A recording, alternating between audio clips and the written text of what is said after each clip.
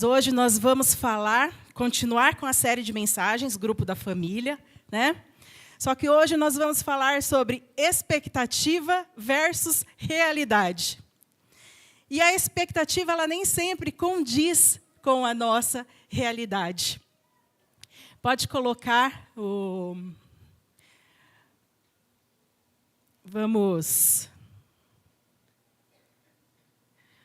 Tem como deixar em branco? Isso. Então, vamos lá para a primeira mensagem. Expectativa versus realidade. A expectativa é que a Ana pregue em 15 minutos para que todos possam sair para almoçar com as mães. Mas nós vamos ver que a realidade nem sempre condiz com aquilo que nós queremos ou pensamos. Pode passar. E a expectativa em relação à família é a seguinte: é sempre ter uma família feliz, harmoniosa, uma família onde haja união, onde reine a paz, como a figura que está sendo mostrada ali.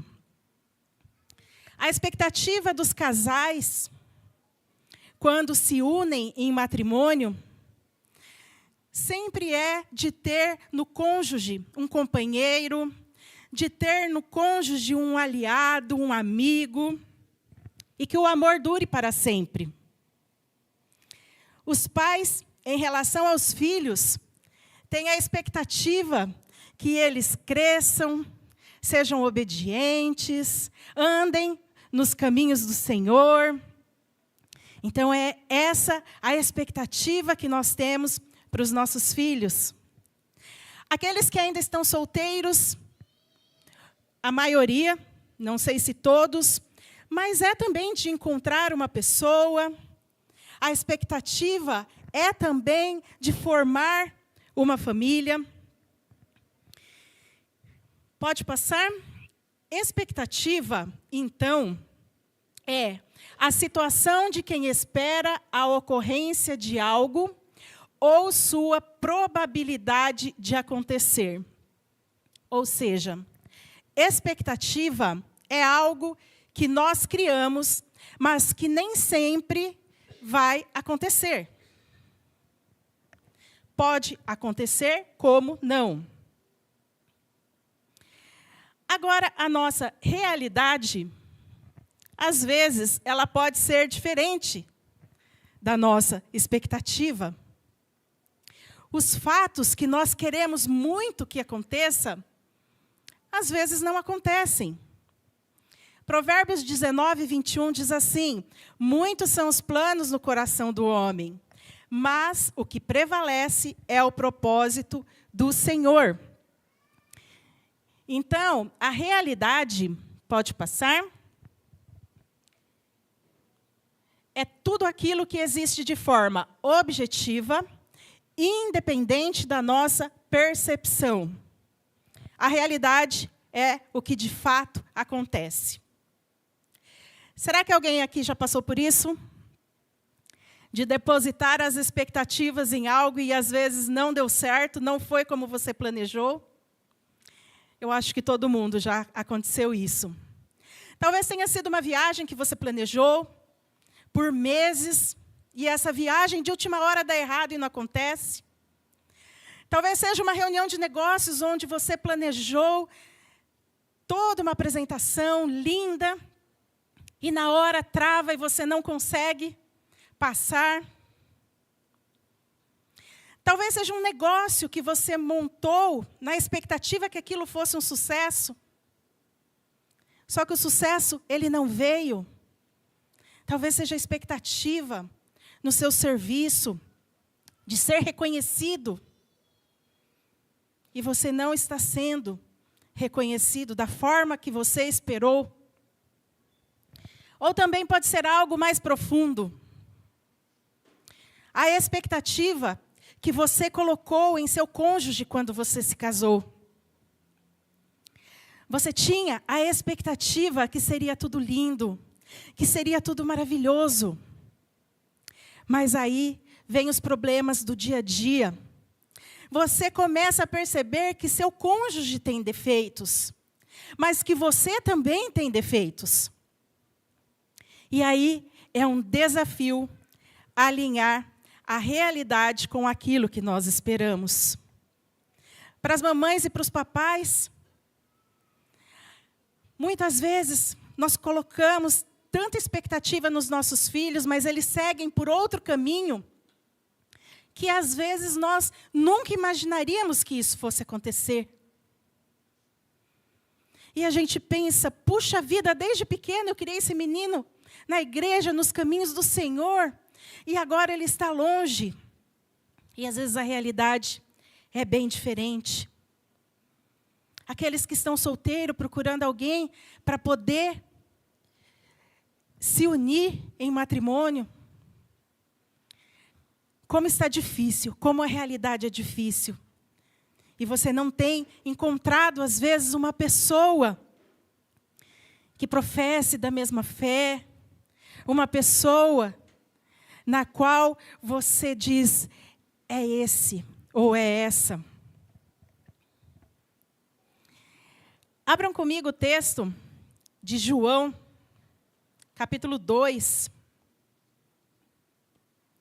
versos de 1 a 11. E nós vamos aprender aqui com o Evangelho de João o que nós podemos fazer quando essas expectativas nossas não condizem com a realidade dos fatos. João 2, 1, 11, eu vou ler aqui na versão NVI, diz assim: No terceiro dia houve um casamento em Caná da Galileia. A mãe de Jesus estava ali. Jesus e seus discípulos também haviam sido convidados para o casamento. Tendo acabado o vinho, a mãe de Jesus lhe disse: Eles não têm mais vinho. Respondeu Jesus: Que temos nós em comum, mulher? A minha hora ainda não chegou. Sua mãe disse aos serviçais: Façam tudo o que ele mandar. Ali perto havia 6 potes de pedra, do tipo usado pelos judeus para as purificações cerimoniais. Em cada pote cabiam entre 80 e 120 litros. Disse Jesus aos serviçais: Encham os potes com água, e os encheram até a borda. Então lhe disse: Agora levem um pouco ao encarregado da festa. Eles assim fizeram. E o encarregado da festa provou a água que fora transformada em vinho, sem saber de onde esta viera. Embora o soubessem os serviçais que haviam tirado a água. Então chamou o noivo e disse: Todos servem primeiro o melhor vinho, e depois que os convidados já beberam bastante, o vinho inferior é servido. Mas você guardou o melhor até agora. Este sinal milagroso, em Caná da Galileia, foi o primeiro que Jesus realizou. Revelou assim a sua glória, e os seus discípulos creram nele. Feche seus olhos mais uma vez. Senhor, nós rogamos pelas tuas misericórdias, agora, neste momento, e queremos te pedir para que teu Espírito Santo venha trazer aos nossos corações aquilo que o Senhor tem para falar. Que através desta palavra, Senhor, o Senhor nos fale aquilo que nós precisamos ouvir. Vem trazer, Pai, em nossas vidas, tudo aquilo que nós necessitamos. Em nome de Jesus. Amém. Festa de casamento, eu acredito que deve ser um dos eventos onde nós mais criamos expectativas.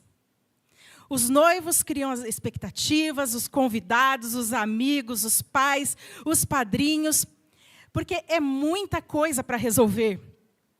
Tem cerimonialista, tem escolha do buffet, da bebida, dos docinhos, tem o DJ, o que vai tocar, como que vai ser, como que eu vou entrar, que hora que vai ser isso, que hora que vai ser aquilo. Então, são muitas coisas para se preparar. E acredito que neste casamento, também a preparação deve ter sido muito antecipada, porque o casamento judaico, ele durava 7 dias. Se hoje nós achamos caro uma festa de casamento, imagina naquela época. 7 dias de festa. E a expectativa neste casamento, como em qualquer outro, é que saia tudo perfeito. Só que a realidade não foi bem assim. A realidade foi que o vinho acabou. E acabar o vinho era um sinal de tremendo desrespeito aos convidados. O vinho era algo muito importante para a festa. Era algo simbólico. Acabar o vinho era como se estivessem decretando: este casamento ele começou mal, muito mal. Olha, que aflição. Só que hoje, como é Dia das Mães, eu quero trazer para vocês algumas atitudes que Maria teve. A participação de Maria aqui, nessa festa de casamento. É claro que o tema central, é lógico que é Jesus transformando a água em vinho, e é o primeiro milagre, né, que registrado. É Jesus transformando a água em vinho. E acredito eu que não por acaso o primeiro milagre ele começa numa festa de casamento, porque a festa de casamento é o início da família. É onde 2 pessoas se unem para se tornar uma só e aí constituir a família. E olha só que interessante, algumas atitudes de Maria. E mães, eu não sei se vocês percebem isso, mas mães, elas vêm com uma anteninha de fábrica, uma anteninha invisível, onde elas conseguem detectar problemas, onde elas conseguem perceber que alguma coisa não está bem. Todas as mulheres têm essas anteninhas, mas quando você se torna mãe, essa anteninha ela fica muito sensível. E não adianta um filho chegar para a gente e falar assim: tá tudo bem. Você olha no olho e você fala: não tá não, o que aconteceu? O que foi? Ou a mãe também, ela percebe: não vai por esse caminho, não vai dar certo. E aí a gente vai, quebra a cara e depois fala: a minha mãe tinha razão. E os homens que estão aqui hoje, não fiquem tristes, porque eu estou falando das mães, mas hoje é um dia especial para nós. E todo homem também, ou toda mulher que ainda não é mãe, tem uma mulher por perto, tem uma mãe por perto, não é mesmo? E como é bom ser mãe e ter uma mãe. Quando a nossa realidade ela não supera as nossas expectativas, nós temos 2 caminhos a seguir. Ou nós podemos deixar para lá, esquecer, ficarmos apáticos aí à situação, ou nós buscamos transformar a nossa realidade.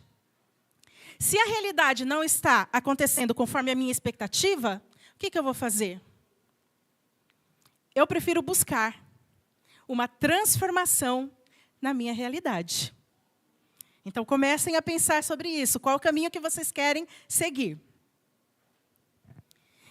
E diante aqui do texto, 3 lições que nós podemos aplicar nas nossas vidas, quando essa realidade é bem diferente daquilo que nós sonhamos ou esperamos. E a primeira delas é: para que a nossa realidade seja transformada, nós precisamos tomar uma atitude. Para que a nossa realidade seja transformada, precisamos tomar uma atitude. Não dá para ficarmos apáticos ao problema, alheios aos problemas que nos cercam. Sejam eles dentro ou fora da nossa casa. Sabe quando nós nos tornamos apáticos aos nossos problemas? Quando nós declaramos assim: cansei. Eu não vou falar mais nada. Eu não vou tentar mais. Chega. Sabe aquele meme? Deu por hoje? É chega. Eu desisti. Só que para Deus, desistir de lutar não faz parte dos planos dele para a nossa vida. E nem da nossa família.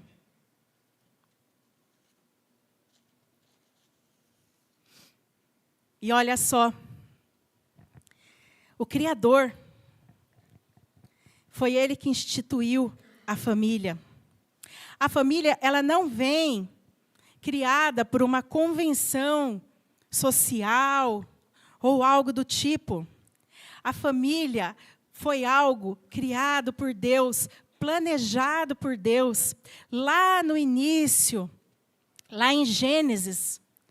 Quando Deus criou todas as coisas, Ele criou o homem e Ele criou a mulher para que o homem não ficasse só. E ali Ele uniu os dois em uma só carne para que a família pudesse multiplicar, para que a família pudesse crescer. E aí vem os filhos.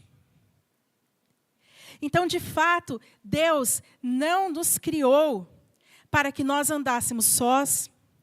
E Deus também não criou a família para o fracasso. Mas o que está acontecendo hoje em nossa sociedade, em nossas famílias? Onde nós vemos tantos lares passando por ruínas, tantas famílias se desfazendo. Se este não é o plano de Deus para as nossas vidas. Então, nós precisamos, queridos, mudar essa realidade. E a primeira mudança que a gente precisa ter é lutar pela nossa família. É lutar, de fato, é tomar uma atitude. É buscar uma solução. Olha só, a expectativa de Maria, neste texto, como uma convidada de um casamento. Qual deveria ser a expectativa dela? Como convidado, nós queremos ir à festa, nos divertir, nós queremos comer bem, rever amigos, porque é um momento de alegria, nós queremos celebrar com os noivos, e essa é a nossa expectativa. Mas, o que aconteceu aqui com Maria? Maria viu um problema, ela se importou com o problema e ela buscou uma solução. Tem um ditado popular que diz que o pior cego é aquele que não quer ver. E às vezes nós estamos fechando os nossos olhos dentro da nossa própria casa, porque a gente não quer ver, porque a gente não quer tomar um posicionamento. E porque a gente não quer buscar uma solução, porque às vezes essa solução, ela traz renúncia da nossa própria carne. Ela traz renúncia do nosso próprio eu. Então, muitas vezes, nós queremos continuar levando a vida da forma que nós estamos. Porque tomar uma atitude diante de um problema realmente não é algo fácil.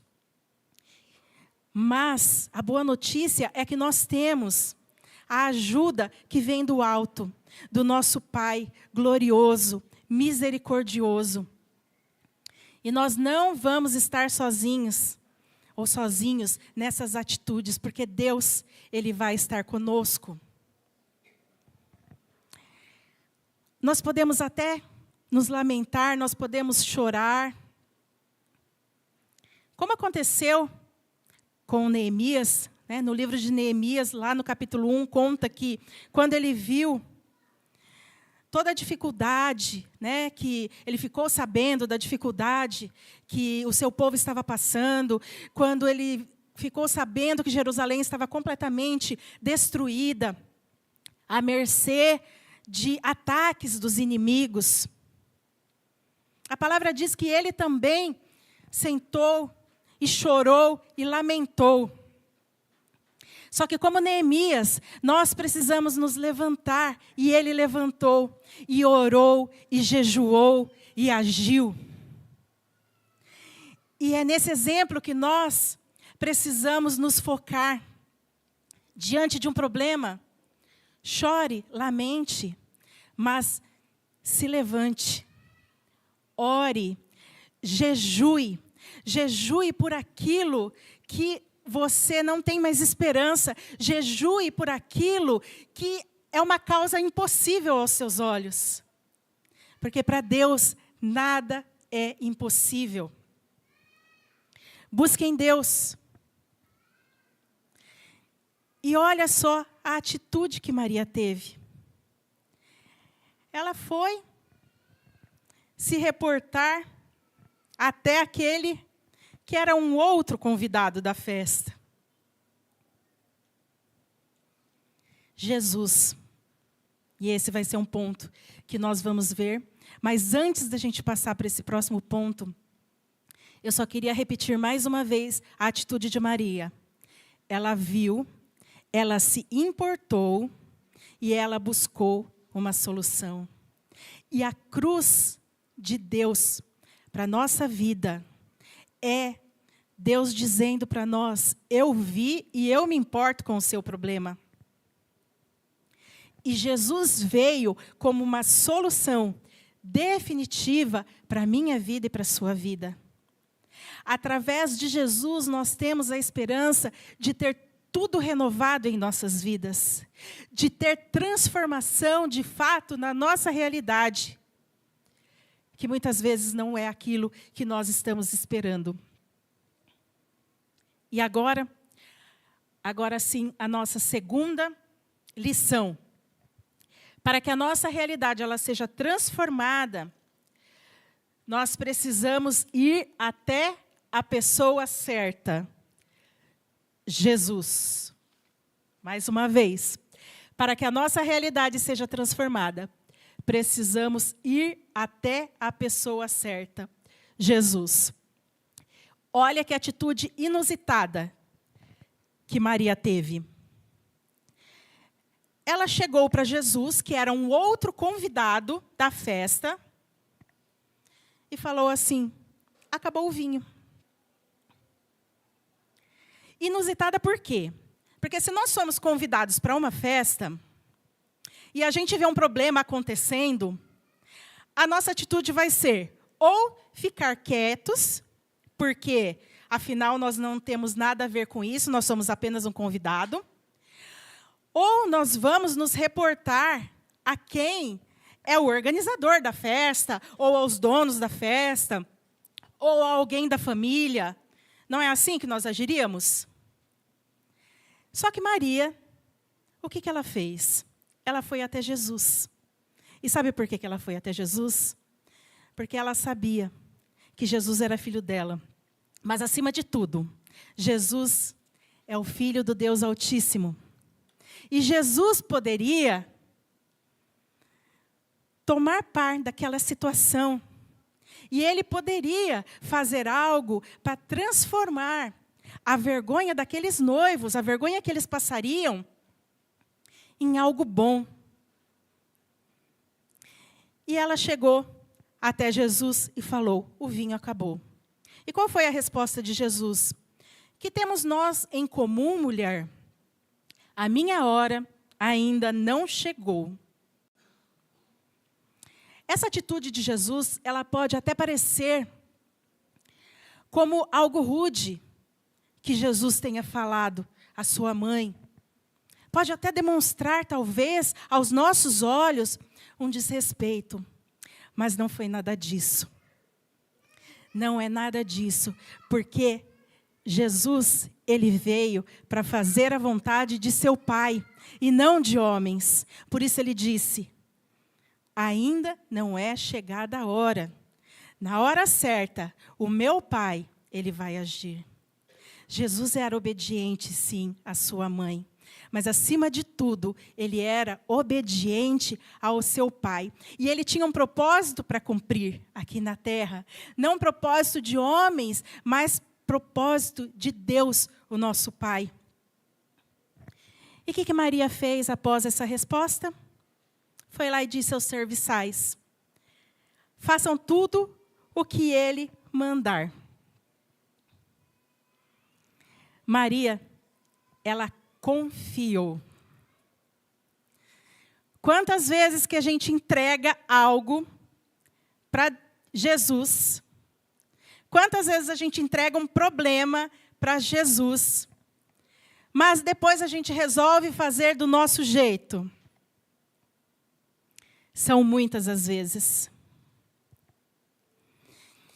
E outra lição que esta fala de Jesus nos mostra é que para todas as coisas há um tempo certo. Eclesiastes 3 já diz isso. Para todas as coisas há um tempo certo.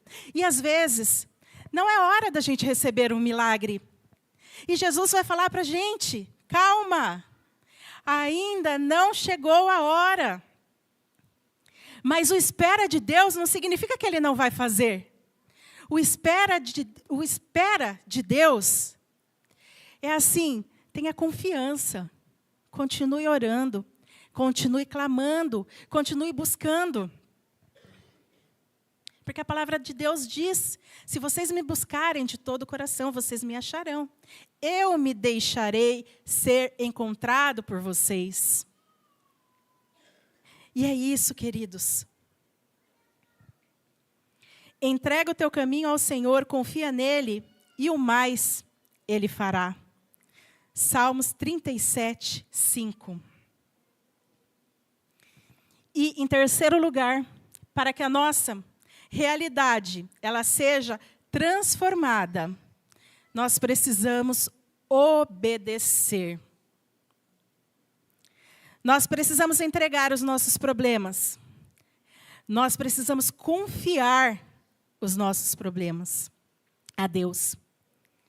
Mas nós precisamos também obedecer. Ainda não é chegada a hora, mas a gente quer. E quando Maria diz: façam tudo o que Ele mandar, é como se ela estivesse dizendo aos serviçais: Ele sabe de todas as coisas. Ele sabe o que Ele vai fazer, Ele sabe tudo. Eu estou entregando este problema nas mãos dEle, e Ele vai resolver. E agora, cabe a vocês apenas obedecer o que Ele vai mandar vocês fazerem. Só que quantas vezes que nós não questionamos aquilo que Deus nos manda fazer? E olha só que interessante que Jesus, Ele diz no texto aos serviçais: encham os potes com água. E os serviçais foram e encheram. E aí a gente pensa assim na riqueza de detalhes da palavra de Deus, porque algumas versões dizem 2 ou 3 metretas, que equivale a 80 a 120 litros. Então, eram vasos de barro pesados, com água ficariam mais pesados ainda. Com certeza, eles não tinham uma torneira ali para encher, porque eles teriam que ir até o poço buscar essa água. Então, gera todo um trabalho. E os serviçais simplesmente não disseram nada, não questionaram. Então, isso nós aprendemos também através deste texto. Quantas vezes nós questionamos ao Senhor, mas será mesmo que é isso? Mas será que vai dar certo mesmo? Tem certeza? Tem certeza, Jesus? E aí, pela obediência, acontece o milagre. Esse casal, eles ainda não sabiam o que estava acontecendo. Mas a bênção estava sobre eles. Porque alguém viu o problema, alguém se importou com o problema, porque alguém entendeu e obedeceu aquilo que Jesus estava falando. Por isso eu digo para vocês nessa manhã que a decisão sobre qual o rumo da nossa história, qual será o rumo da nossa história, parte das nossas decisões. Parte de fazer certo, fazer o certo diante de Deus. Aquilo que é certo diante de Deus.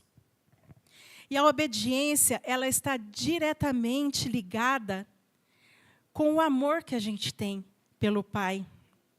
Se você ama, você obedece, porque você conhece o seu Pai e você sabe que o que Ele tem vai ser muito melhor do que aquilo que você planejou. Deuteronômio 5:29 diz assim: quem dera eles tivessem sempre no coração essa disposição para temer-me e para obedecer a todos os meus mandamentos. Assim tudo iria bem com eles e com os seus descendentes para sempre. Quem dera se nós fôssemos sempre obedientes ao Senhor. Quem dera se nós sempre convidássemos Jesus para estar conosco. Quem dera se a gente sempre entregasse as nossas aflições, as nossas dores, as nossas lutas ao Senhor. Nós temos quem luta por nós, mas muitas vezes nós queremos lutar pela força do nosso braço. E aí nós vemos tantas coisas acontecendo, coisas que não fazem parte do plano de Deus para a sua vida e da sua família. Se nós pudéssemos sempre estar de acordo com a vontade de Deus, nós experimentaríamos sempre o melhor. Porque Paulo diz que Ele tem coisas insondáveis, que a nossa capacidade não é capaz de imaginar. Tamanha é a grandeza que Jesus tem por nós. Tamanhas são as bênçãos. E quando nós podemos provar um pouquinho desse amor, deste cuidado de Deus, nós percebemos isso nas nossas vidas.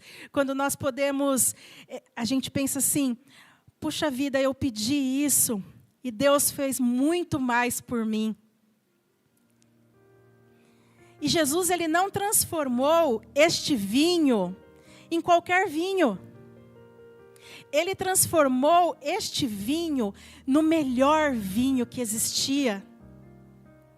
E essa é a esperança da graça que nós temos, que Deus Ele sempre vai ter o melhor para nós, acima daquilo que os nossos pensamentos eles conseguem planejar ou até mesmo executar. Versículos 9 e 10 diz isso.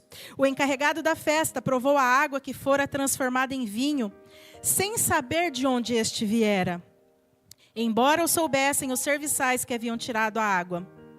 Então chamou o noivo e disse: todos servem primeiro o melhor vinho, e depois que os convidados já beberam bastante, o vinho inferior é servido. Porque naquela época eles faziam isso, porque eram 7 dias de festa. Mas você guardou o melhor até agora. Quando Jesus é convidado para a sua vida, Ele realiza sempre o melhor.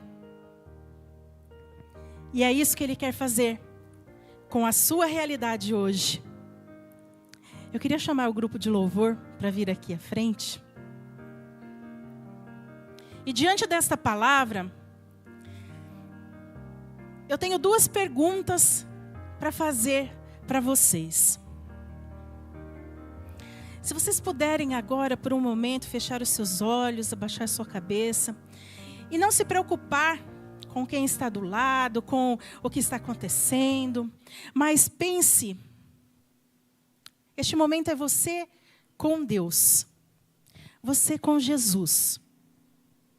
A primeira pergunta para você refletir é a seguinte: qual é a sua expectativa a partir desta palavra? Coloque diante de Deus suas expectativas. Não é ruim ter expectativas. O ruim é você depositar as suas expectativas no lugar errado. Onde você tem depositado as suas expectativas? Às vezes, nós depositamos em pessoas, em lugares, em coisas. Nós depositamos em projetos, em estudos. Mas eu te convido nesta manhã a colocar as suas expectativas em Deus. E a segunda questão que eu gostaria que você refletisse é o que você identifica na sua realidade que precisa de transformação. O vinho no Antigo Testamento, ele simbolizava alegria, celebração e abundância. E no Novo Testamento, o vinho, ele simboliza o sangue do Cordeiro.